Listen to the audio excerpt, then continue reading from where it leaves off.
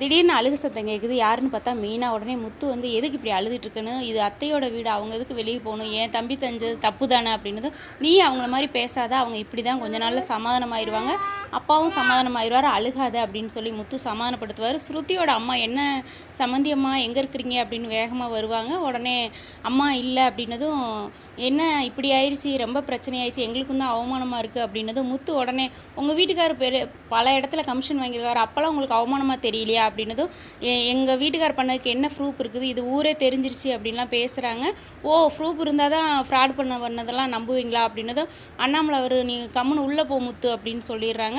ரோஹிணி வந்ததுமே விஜயா வந்து எங்கே போயிருக்காங்கிறத சொல்லிடுவாங்க, கோச்சிக்கிட்டு தான் அப்படின்னு சொன்னதும் ஸ்ருதி உள்ளே கூட்டிகிட்டு போயிடுவாங்க. அப்போ வந்து ரோஹிணி அண்ணாமலை சொல்லுவார், வந்தது விஜயா வந்து வெளியில் கோச்சிட்டு போனதை நீ ஏமா அவங்ககிட்ட சொல்கிற, நம்ம வீட்டு விஷயத்தை அவங்ககிட்ட சொல்லக்கூடாது அப்படின்னு அண்ணாமலை சொல்கிறாரு.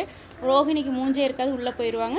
ஸ்ருதியோட அம்மா சொல்லுவாங்க, நீங்கள் இங்கே இருக்கிறது கேவலமாக இருக்குது, அதனால் இதை ஃபேஸ் பண்ணணுன்னு நீங்கள் நம்ம வீட்டுக்கு கிளம்பி வாங்க அப்படின்னது, இது எங்கள் வீடு தான், நீ தலையிடாதம்மா, நீ வீட்டுக்கு போ அப்படின்னு சொல்லி ஸ்ருதியும் ரவியும் அவங்கள வீட்டுக்கு அனுப்பி விட்டுறாங்க.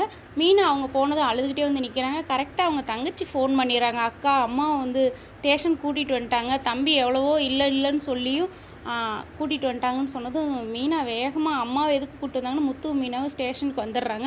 அவன் எங்கே கொண்டு வந்து என்னை நிப்பாட்டிட்டான் பாரு, உங்கள் அப்பா கூட இப்படிலாம் என்னை வேதனைப்படுத்தினதில்லை அப்படின்னு அழுகிறாங்க மீனாவோட அம்மா. சார் இப்படிலாம் பண்ணாதீங்க சார், நீ அவனை மறைச்சி வச்சுருப்பேன்னு எனக்கு தெரியும், நான் உன்ன மாதிரி எத்தனை பேரை பார்த்துருப்பேன், அந்த அம்மா விட முடியாது, நீ பையனை கொண்டு வந்து நிப்பாட்டினா தான் விட முடியும் அப்படின்னு சொன்னது.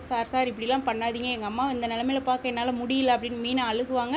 எனக்கெலாம் தெரியாதுமா, மேலே இடத்துலேருந்து குடைச்சல் வருது, பையனை கொண்டு வந்து விட்டுட்டு உங்கள் அம்மாவை கூட்டிகிட்டு போங்க அப்படின்னு சொல்கிறாங்க. அவன் படிக்கிற பையன் சார் அப்படின்னு மீனா ரொம்ப கெஞ்சுறாங்க. அதுக்கு தான் யோசனை பண்ணுறாங்க. பிடிச்சிருந்தா ஒரு லைக் கொடுங்க. இன்றைக்கோட எபிசோடு இப்படி தாங்க போயிருக்குது. நீங்கள் என்ன நினைக்கிறீங்கன்னு கீழே கமெண்டில் சொல்லுங்கள். நம்ம சேனலை சப்ஸ்கிரைப்